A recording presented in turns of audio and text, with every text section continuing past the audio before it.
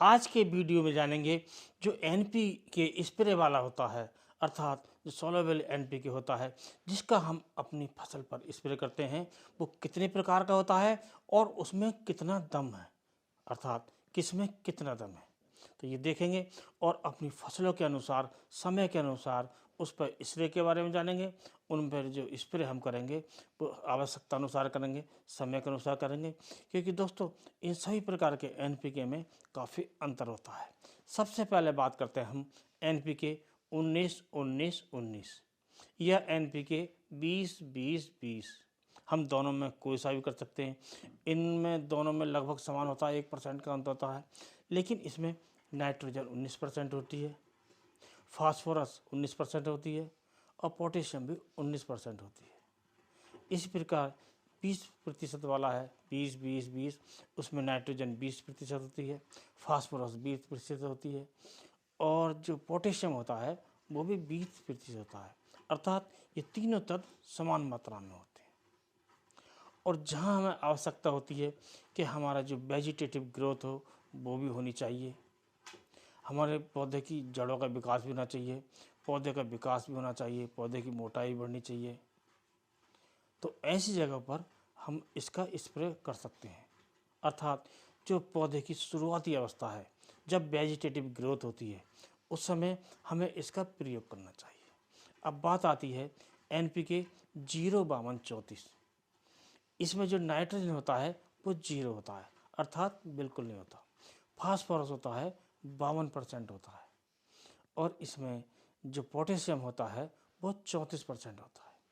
इसका प्रयोग हमें उस समय करना चाहिए जब हमारी फसल का विकास हो गया हो और जो उसकी वेजिटेटिव ग्रोथ पूरी हो गई हो और हमारा पौधा या तो मोटा हो रहा हो, पत्तियां चौड़ी हो रही हों और उसमें फल आने की संभावना हो।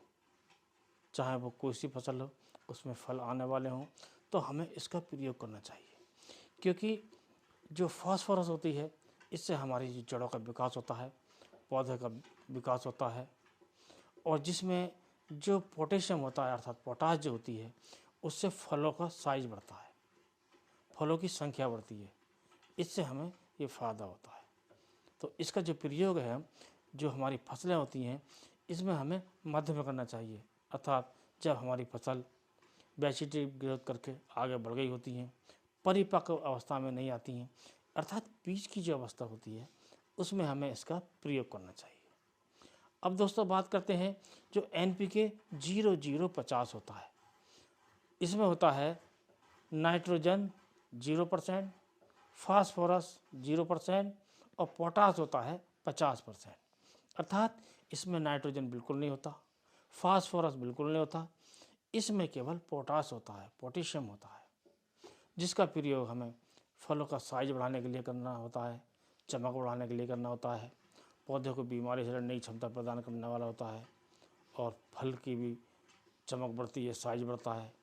तो उस समय हमें करना चाहिए जब हमारे दाने भरने की समस्या हो, अर्थात जब हमारा दाना भरा हो, फल छोटे छोटे आ रहे हों, तो उस समय हमें इसका प्रयोग करना चाहिए, क्योंकि उससे पोटास की पूर्ति जाती है, तो हमारे जो दाने होते हैं, हमारा जो फल होता है, उसका साइज बढ़ता है।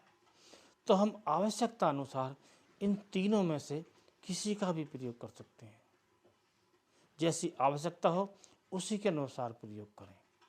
ये तीनों अच्छे हैं और अपनी प्रत्येक अवस्था पर इसका अपना अलग महत्व है।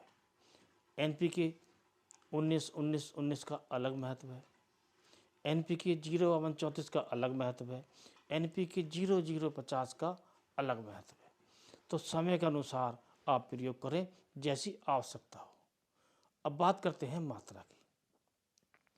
आपको जिसकी मात्रा लेनी है वो लेनी है 150 लीटर पानी में 1 किलो, और जैसी आपकी फसल हो, जैसी आवश्यकता हो, उसी के अनुरूप आप पानी में घोलकर अपनी फसल पर एक समान स्प्रे करिए।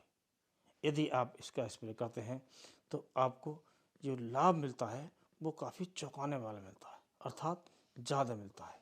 क्योंकि दोस्तों कभी कभी ऐसा होता है कि हम फसलों में शुरू में अपने जो फॉस्फेटिक खाद होते हैं इनका प्रयोग नहीं कर पाते हैं, डीएपी नहीं मिल पाती है, 12-32-16 नहीं मिल पाता है तो हमें बाद में प्रयोग करना होता है, तो हम इनका प्रयोग करके अपनी फसल को बचा सकते हैं और उनसे एक अच्छा उत्पादन ले सकते हैं।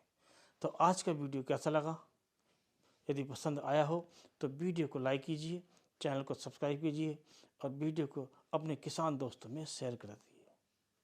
इसी के साथ इस वीडियो करते हैं समाप्त। अगले वीडियो में नए टॉपिक के साथ फिर मिलते हैं। तब तक के लिए नमस्कार।